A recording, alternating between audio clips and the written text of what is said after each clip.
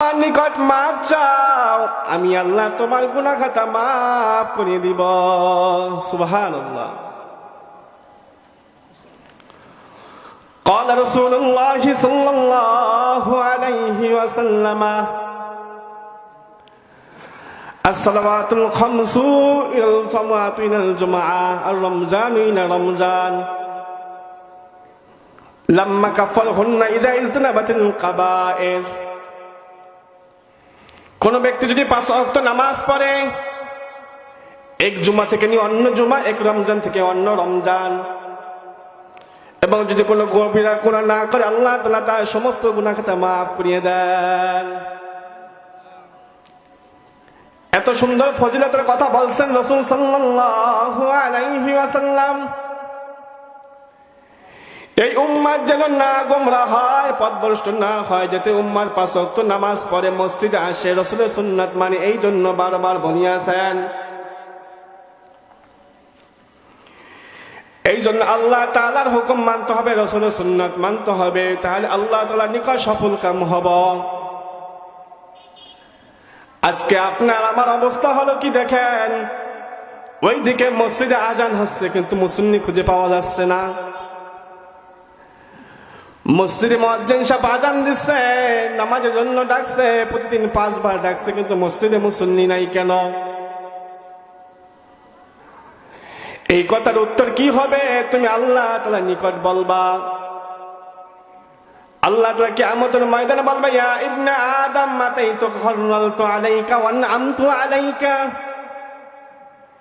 হে বনি আদম, আমি তোমাকে নিয়ামত দিয়েছিলাম, তোমাকে সময় দিয়েছিলাম, তোমাকে সম্পদ দিয়েছিলাম, কোথায় খরচ করছো আজকে আমাকে বলো। যে ব্যক্তি 5 ওয়াক্ত নামাজ পড়ছে, টাকা পয়সা আল্লাহর রাস্তায় খরচ করছে, ভালো কাজে খরচ করছে, এবং নিয়ামতের শুকরিয়া আদায় করেছে, আল্লাহ তাআলা তার নিকট সেই ব্যক্তি বলতে পারবে, আল্লাহ, আমি আপনার দেওয়া সম্পদ, আপনার দেওয়া সময়, আপনার দেওয়া মাল সবকিছু আপনার রাস্তায় ব্যয় করিয়াছি।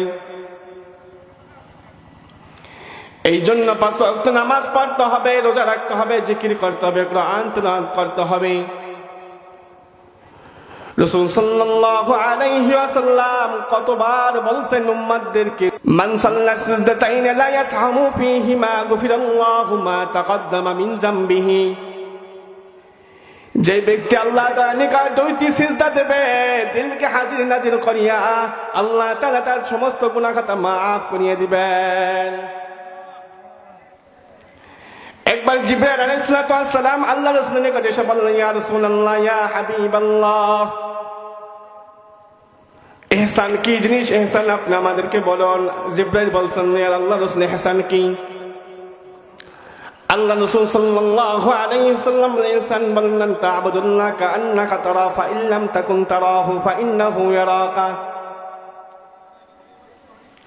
বলছো তুমি এমন ভাবে নামাজ পড়ো যাতে করে তুমি আল্লাহকে দেখতেছো, এই ধ্যান খেয়াল করিয়ে নামাজ পড়ো।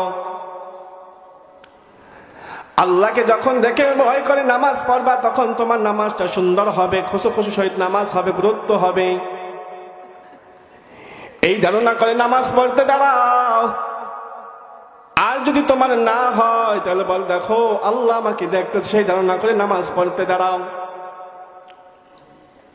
আল্লাহ তাআলা আপনাকে আমাকে দেখতেছেন, এই নামাজ পড়তে আসি কি পড়তেছি না, নেক আমল করতে আসি কি করছি না। এই জন্য আল্লাহ তাআলার নিকট সামনে দাঁড়াইতে হবে, নামাজ পড়তে হবে, জিকির করতে হবে, বেশি বেশি কোরআন তিলাওয়াত করতে হবে। সামনে রমজান মাস চলে আসতেছে, রজব মাসে আজকে 3-4 তারিখ, সামনে রমজান মাস চলে আসতেছে। আল্লাহ রাসূল সাল্লাল্লাহু আলাইহি ওয়াসাল্লাম যখন রজব মাস আসতেন, তখন এই দোয়াটি বেশি বেশি পড়তেন, আল্লাহুম্মা বারিক লানা ফি রজব ওয়া শাবান ওয়া বাল্লিগনা রমাদান।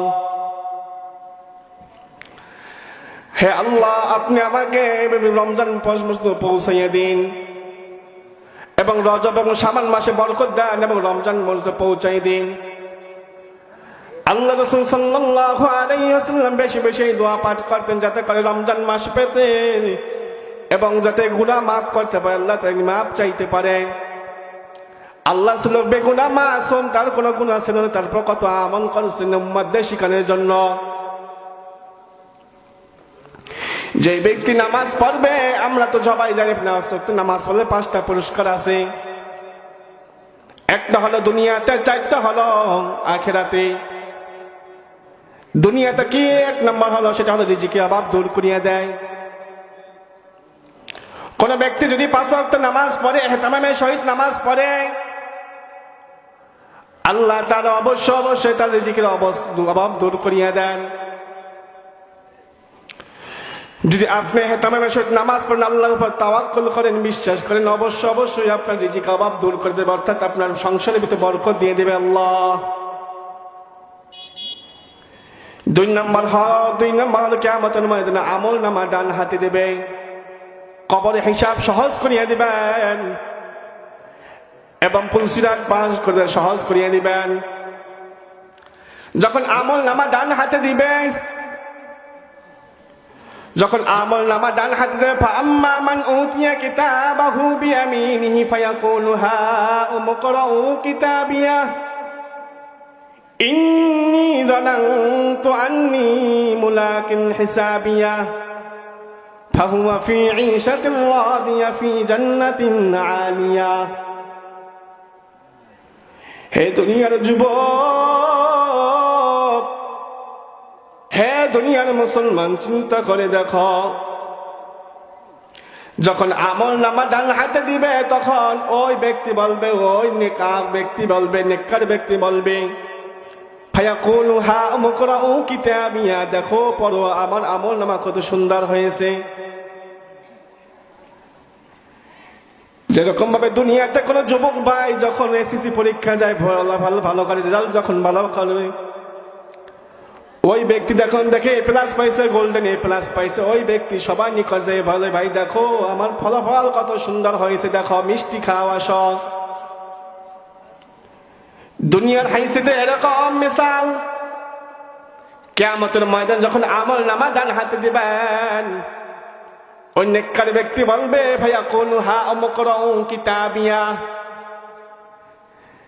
দেখো ভাই আমার আমল নামা কত সুন্দর, আমার আমল নামাটা পড়ে দেখো, এত সুন্দর আমল নামা আমাকে আল্লাহ তাআলা দিয়েছেন।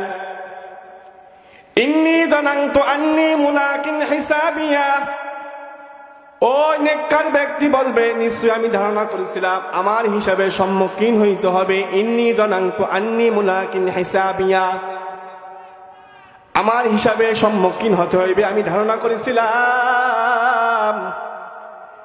এই জন্য আল্লাহ তাআলা আমাকে আজকে আমল নামা ডান হাতে দিয়েছেন। ফাহুয়া ফি ঈশাতিন রাদিয়া ফি জান্নাতিন আলিয়া, আল্লাহ বলে, ও বান্দা তুমি জান্নাতে সুখে শান্তি জীবন যাপন করো। দুনিয়াতে বহুত কষ্ট করছো, বহুত ইবাদত করছো, আমার আজকে তুমি জান্নাতে সুখে শান্তিতে জীবন যাপন করো। কুলু ওয়াশরাবু হানিয়াম বিমা আসলাফতুম ফিল আইয়ামিল খালিয়া, ও বান্দা খাও, পান করো, তৃপ্তি সহকারে খাও, আজকে জান্নাতের ভিতরে খাও। যখন আমল নামা ডান হাতে দিবে, এত খুশি হবে ওই বান্দা, খুশিতে দিশেহারা হয়ে যাবে। সবাই নিকট যে বলবে, দেখো আমল নামা কত সুন্দর হয়েছে, ভাই দেখো পরে দেখো, ও মা ও বাবা পরে দেখো। কিয়ামতের ময়দানে কেউ কাউকে চিনবে না, একটা নেকি কাউকে দিবে না। সেদিন নেকের জন্য একজনের পিছে ঘুরবে, তখন ছেলে বলবে, বাবা আমাকে একটি নেক দেখাও, আমাকে নেক কম হয়ে গিয়েছে। বাবা বলবে, ও সালাই, তুমি তো আমার ছেলে নয়, আমি তো দুনিয়াতে বিবাহ করিনি, আমার ছেলে কোথা থেকে আসলো? তখন ছেলে বলবে মার কাছে, ও মা আমি জান্নাতে যাইতে পারছি না, আমাকে একটি নেকি দাও। তখন মা বলবে, ও সন্তান, তুই তো আমার সন্তান না, তোমাকে তো আমি চিনি না, আমার তো দুনিয়াতে বিবাহ হয় নাই, কোথা থেকে সন্তান আসবে? এইভাবে মা বাবা সে অস্বীকার করতে থাকবে। চিন্তা করে দেখো ওই কিয়ামতের ময়দানে কি হবে। একটি নেকির পিছনে ছেলের বাবার পিছে করে, বাবা ছেলের পিছে করবে। সেদিন কেউ কাউকে চিনবে না, সেদিন চিনবে তোমার নেক আমল। তুমি যে নেক আমল